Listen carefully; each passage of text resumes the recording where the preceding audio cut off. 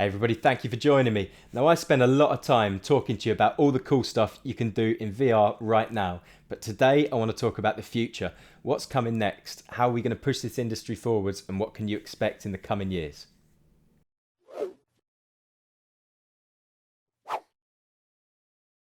Well, the first thing I think is going to improve in VR, and it's going to improve quickly, is the way we track. So at the minute, we track our position in the room and the direction our head is facing using our headset, whether that is through inside-out tracking using cameras on the headset or sensors placed around your room. We also track our hands and how they're interacting with the environment using our controllers, but it's going to grow. We've already got companies like HTC with the Vive platform using their sort of pucks that you can place around your body to track positions of your body around the room. That's awesome and it adds more to the game, but it's not there yet. It's still clunky, it's not user friendly, it's really expensive. You have to buy each puck individually and they're not cheap.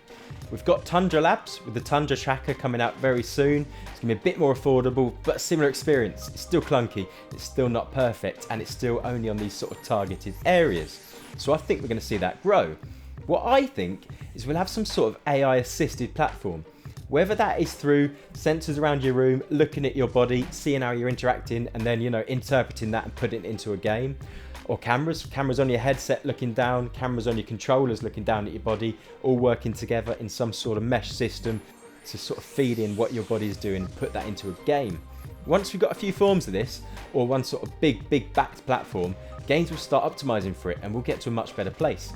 It means we can also get rid of the sort of invisible limbs. So loads of games you've got sort of floating wrists where they know exactly where they are, so they can put them there, but they just don't render the rest of your body so it doesn't get in the way.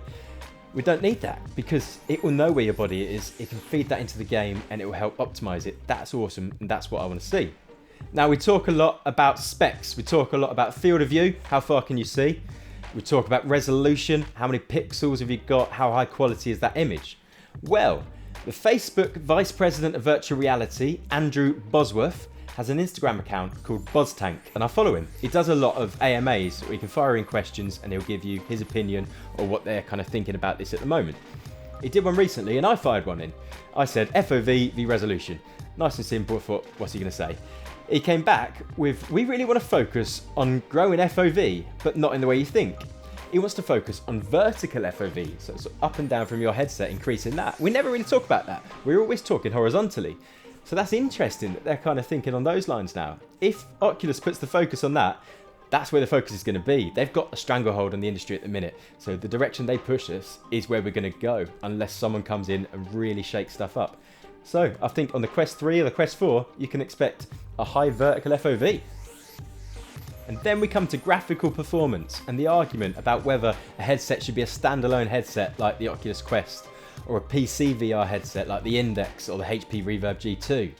Now lately, we've seen enormous jumps in the power of PC graphics cards. The cards released this year just sort of blow everything out of the water from previous years. They're so powerful, it means games can be rendered at much higher quality.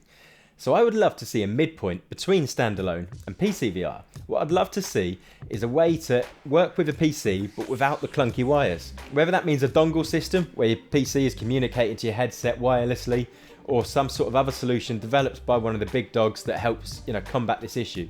I think that's where we're going to get to.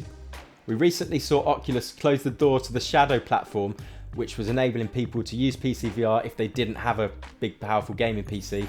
They could use a cloud computing solution to work with that. They've shut that off. That either means they don't back it and they don't think that that's part of their sort of bigger picture, or they're working on their own solution and we're going to see some sort of Oculus cloud computing in the future. That would really increase what the sort of everyday user is able to do, and it would really push things forwards. Very exciting, and I hope it's that second option. Next up, I think we're going to see it grow and grow in new and exciting areas. Now you might have seen Thrillseeker's recent video where he talked about how colleges are starting to offer educational qualifications delivered solely through a VR headset. That's incredible, and it really opens the doors to educators thinking in new and exciting ways. Imagine this, you're a geography teacher and you're teaching about Antarctica. Better than flipping through a textbook or showing some Google images, let's go there, let's pop on a headset and have the lesson in Antarctica. You can see the environment, you can interact with it, it's awesome. There's so much possibilities, that's where we're going to see it grow. I'd also like to see it in loads of other areas. We know that car manufacturers are using it already to show off, renders of new concept cars, or, just showcase cars. You don't need to cart this £1 million car that you've prototyped to such a high spec all the way around the world to show people. You can just get the pop on a headset and see it. I want to see it everywhere though. I want to see estate agents giving tours with headsets on. I just want to see it, permeate right through business. And it'd be really exciting. It really push things forwards. Then I want to see the social experience grow, and I think this will happen quickly. It's no surprise. Oculus is owned by Facebook. They're a social giant. Social's going to come into it at some point. They've already recently added in the messenger system to Oculus Quest.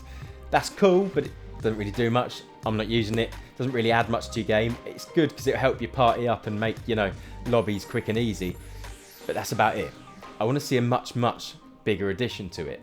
Microsoft recently announced their mesh system for AR and VR headsets. That means that AR and VR headsets can communicate with each other in one environment, interacting with the same objects in an open platform.